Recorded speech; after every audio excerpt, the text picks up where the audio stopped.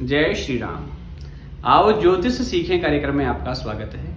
आज हम चर्चा करने जा रहे हैं कौन से ग्रह शुभ फल देते हैं पत्रिका में, कौन से ग्रह अशुभ फल देते हैं पत्रिका में।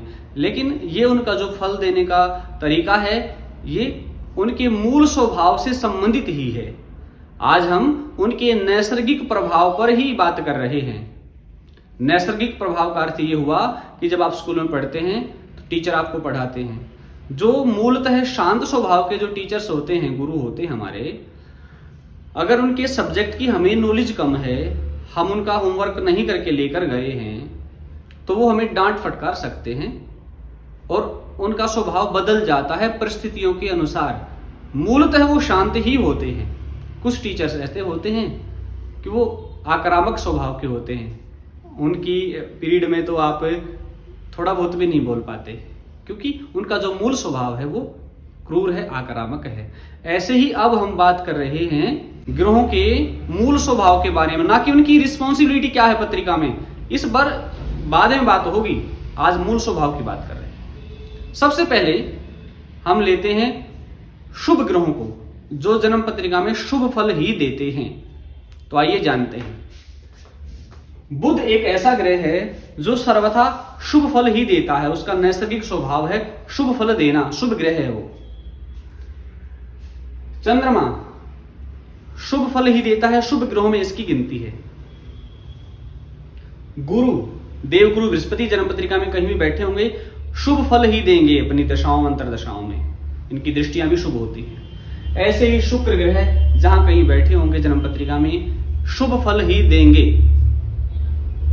ये चार ग्रह नैसर्गिक यानी मूल स्वभाव से ही शुभ फल देने वाले ग्रह हैं। इनको देखकर फलादेश करें। दूसरा, क्रूर ग्रह। कुछ ग्रह ऐसे होते हैं जो क्रूर ग्रह होते हैं, वो अशुभ फल देने लग जाते हैं। इसमें रहते हैं सबसे पहले सूर्य को। जहां बैठे होंगे, जिस भाव को देख रहे होंगे, उस भाव से संबंधित परेशानी कुछ न कुछ देंगे। मंगल ग्रह क्रूर ग्रह, उग्र स्वभाव, जन्म पत्रिका में जहां बैठेंगे उस भाव से संबंधित अशुभता देंगे क्रूर ग्रह होने के कारण। शनि ग्रह कठोर ग्रह हैं, पापी ग्रह हैं, अशुभ फल ही देंगे जिस पत्रिका में जहां बैठे होंगे। ये मूल स्वभाव की बात कर रहे हैं, इनके क्रूर स्वभाव है इसलिए। अब यहां पर मैंने बताया कि बुध और चंद्रमा शुभ फल देते हैं, ये एक स्टेटमेंट है। लेकिन ये भी कई बार क्रूर ग्रह हो जाते हैं। किन कारणों से? क्षीण चंद्रमा, अगर जन्म पत्रिका में चंद्रमा कमजोर है, क्षीण है, तो क्रूर हो जाता है और अशुभ फल देने लग जाता है। और ये क्षीण कैसे होता है? क्षीण का अर्थ होता है कमजोर। अमावस्या के दिन चंद्रमा कमजोर होता है, निकलता ही नहीं है, क्षीण है उसका प्रभाव। तो जन्म पत्रिका में जहां बैठा होगा अशुभ फल देगा, अपनी दशांतर दशा में शुभ फल देने लग जाएगा, अशुभ फल ही देगा। ये स्ट्रॉन्ग हो, जब मजबूत हो तो शुभ ग्रहों की श्रेणी में इसको रखा जाता है। ये स्ट्रॉन्ग कब होता है? अमावस्या के बाद चंद्रमा बढ़ना शुरू कर देता है, लेकिन शुक्ल पक्ष की अष्टमी तक वो कमजोर ही होता है, उसका प्रभाव क्षीण ही रहता है। शुक्ल पक्ष की अष्टमी के बाद फिर पूर्णिमा आ जाती है तो पूरा चंद्रमा हो जाता है, शुभ फल देने लग जाता है। जन्म पत्रिका देखें तो ध्यान से देखें। पूर्णिमा के बाद कृष्ण पक्ष लग जाता है, लेकिन अष्टमी तक तो चंद्रमा में बल होता है शुभ फल देने का। तो चंद्रमा को दोनों ही कैटेगरी में रखा गया है, शुभ ग्रहों की कैटेगरी में और क्रूर ग्रहों की कैटेगरी में रखा गया है। इसी प्रकार से बुध के बारे में भी एक सूत्र लागू होता है, इसको भी दोनों कैटेगरी में रखा। शुभ ग्रह भी है बुध और क्रूर ग्रह भी है। क्रूर कब हो जाता है?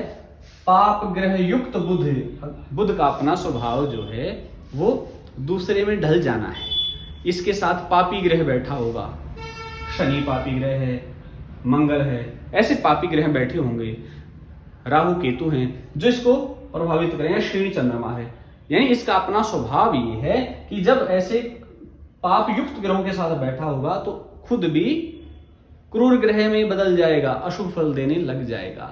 आपने ये सिद्धांत ध्यान से देखना है, ध्यान से सीखना है, इसके बाद ही फलादेश करना है। आज की वीडियो थोड़ी मुश्किल हो सकती है, मैंने आसान शब्दों में समझाने का प्रयत्न किया है। आप बताएं कैसा लगा हमारा कार्यक्रम। जय श्री राम।